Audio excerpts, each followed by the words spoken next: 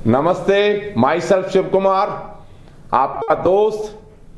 मैं जो है ये रुद्रपुर, उधम सिंह डिस्ट्रिक्ट, कुमाऊं कमिश्नरी, उत्तराखंड से बिलोंग करता हूं। My YouTube channel is enjoy life Shiv Kumar. आप भी उसको जो है उसको सब्सक्राइब करें। और मेरा टाइटल इज लाफ्टर योगा। मेरा तकिया नाम है लाफ्टर योगा। हा हा हा हा हा हा हा हा हा। आप भी सब्सक्राइब करें, एंजॉय करें, स्वस्थ रहें। मेरा तकिया कलाम है जो आपको मेरे संवाद में मिलेगा। मतलब जो है आज मैं एक महापुरुष के बारे में महात्मा जो है श्री नेताजी सुभाष चंद्र बोस को सलूट करता हूं। और उनकी आज पुण्यतिथि है। मुझे खून दो, मैं तुम्हें आजादी दूंगा, ये उनका नारा था। नारा देने वाले नेताजी सुभाष चंद्र बोस जी की उनकी पुण्यतिथि पर सत सत नमन है, सत सत नमन है, सत सत नमन है। सुभाष जी ने के पिता जानकी नाथ जो है बोस एक प्रसिद्ध वकील थे कलकत्ता में। सन 1920 में उन्होंने आईसीएस की परीक्षा पास की, जो ब्रिटेन में जाके होती थी, मतलब जो है जो आजकल आईएएस मतलब इंडिया में होता है। बट सुभाष चंद्र बोस जी के दिलों दिमाग में तो स्वामी विवेकानंद और महर्षि अरविंद घोष जी के आदर्शों का ने कब्जा कर रखा था। ऐसे में वे आईसीएस की डिग्री लेके ब्रिटिशर्स की नौकरी नहीं कर सकते थे। उन्होंने उसको नौकरी से त्याग पत्र दे दिया और बहुत जल्दी सुभाष चंद्र जी देश के एक महत्वपूर्ण नेता बन गए। अपने सार्वजनिक जीवन में सुभाष चंद्र जी को 11 बार जेल में मतलब है ब्रिटिशर्स ने रखा।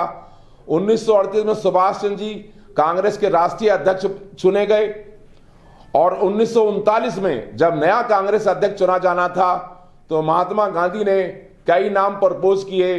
पहले पंडित नेहरू जी का, फिर मौलाना साहब का, फिर वो भी तैयार नहीं थे।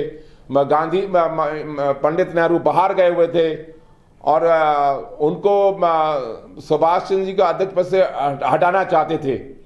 गांधी जी अध्यक्ष पद के लिए मतलब है पट्टमी सीतारमन भैया को उन्होंने अल्टीमेटली कैंडिडेट डिक्लेयर किया। सब समझते थे कि गांधी जी की सपोर्ट है तो सीतारमैया मतलब है इलेक्ट हो जाएंगे। मगर गांधी जी के विरोध के बावजूद भी सुभाष चंद्र बोस जीत गए और उन्होंने उसके 6 महीने बाद अपना रेजिग्नेशन गांधी जी को सौंप दिया, क्योंकि वर्किंग स्टाइल अलग था। 1939 में सुभाष चंद्र जी ने फॉरवर्ड ब्लॉक के नाम से एक पार्टी की स्थापना की।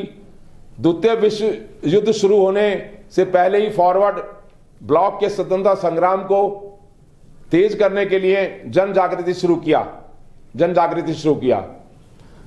कलकत्ता में स्थित हॉलमेट स्तंभ जो भारत की गुलामी का प्रतीक स्तंभ था, उसे सुभाष चंद्र जी की यूथ ब्रिगेड के साथ लोगों ने तोड़ दिया।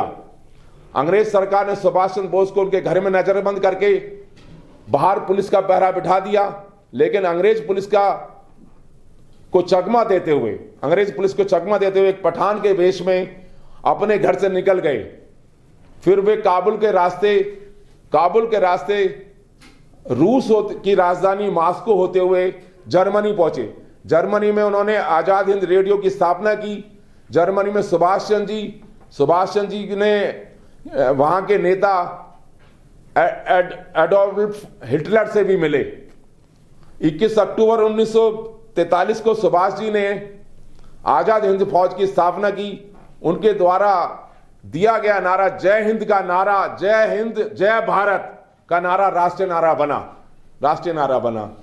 आजाद हिंद फौज में महिलाओं के लिए जो झांसी की रानी रेजिमेंट बनाई गई। जापान द्वारा द्वितीय विश्व युद्ध के दौरान जापान द्वारा बनाए गए 30-35 इंडियन जो ब्रिटिशर्स के अंडर काम कर रहे थे सैनिकों को जेल में रखा हुआ था।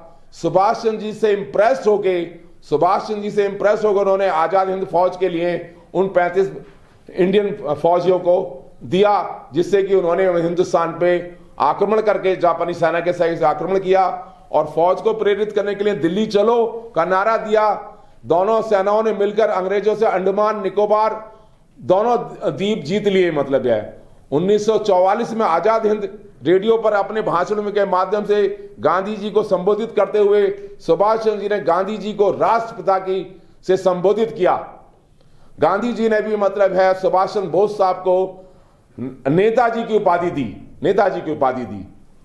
23 अगस्त 1945 को टोक्यो रेडियो ने बताया कि जब ब्रिटिशर्स ने देश को आजाद करने के मन बना लिया, फ्रीडम फाइटर्स के डर के मारी, तो 1945 को टोक्यो रेडियो ने बताया कि जब वो जो है जापान से हिंदुस्तान आ रहे थे, उनका हवाई जहाज टेक ऑफ करते ही एक्सीडेंट हो गया और नेताजी को हॉस्पिटल में ले जाया गया, जहां उनकी मृत्यु हो गई। वहां उनकी अस्थियां मतलब है उन्होंने जापान की राजधानी टोक्यो के एक रेजिमेंट मंदिर में रखी हुई है, रंकोजी मंदिर में रखी हुई है। लेकिन यह मौत का रहस्य आज भी बना हुआ है। कॉन्स्पिरेसी के कोई मतलब नकारा नहीं जा सकता, कॉन्स्पिरेसी नकारा नहीं जा सकता। गांधी जी, सुभाष चंद्र बोस ने अपने कोटेशंस में कहा था कि एक नियम याद रखो, यदि आप कुछ पाना चाहते हैं तो कुछ खोना पड़ेगा। सफल होने के लिए आपको अकेले चलना होगा, लोग तो तब आपके साथ आएंगे जब आप सफल हो जाएंगे। ये बहुत करेक्ट मत है। तीसरी कोटेशन उन्होंने दी कि अपनी ताकत पर भरोसा रखो, उधार की ताकत पर हमेशा घातक होती है, हमेशा घातक होती है। किसी भी की मदद लोगे तो उधार की ताकत। चौथा उन्होंने कहा अच्छे विचारों को मतलब है कमजोरी, अच्छे विचारों से उनको रिफ्रेश करते रहिए, उनसे कमजोरी दूर होती है और हमेशा अपनी आत्मा को अच्छे विचारों से प्रेरित करते रहना चाहिए।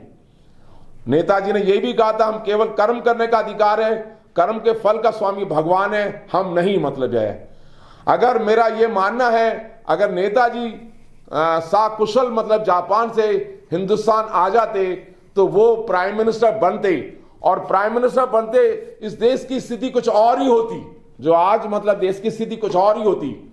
मगर डेस्टिनी को जो मंजूर था या कोई कॉन्स्पिरेसी थी, मतलब है we can't say anything else, मतलब है। मगर देश जब जापान से उन्होंने मदद चाही तो जापान के लोगों ने, पॉलिटिशियंस ने, सरकारों ने उनसे पूछा कि हम आपकी मदद तो करते हैं, मगर ये बताइए आप अपने देश को विकास कैसे करेंगे।